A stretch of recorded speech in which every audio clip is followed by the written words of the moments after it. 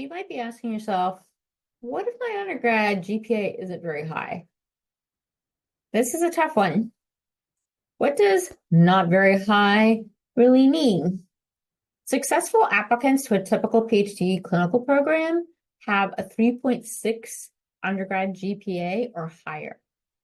You might be okay with a little lower if you have a lot of other out of classroom experience that buffers that lower GPA.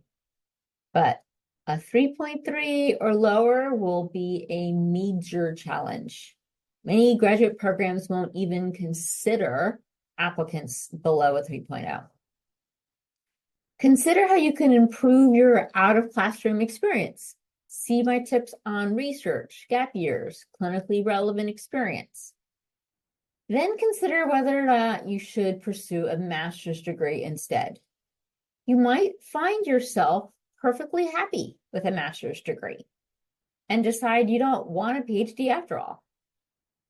If you still want a PhD, a good performance at the master's level might be enough for a PhD program to consider you competitive. But see my myths on getting a master's. It's not free, and it's unlikely to save you any time, and it's not a guarantee that you'll get into a PhD program.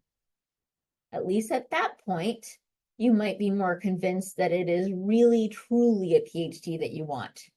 Remember, they say there are no guarantees, but death and taxes.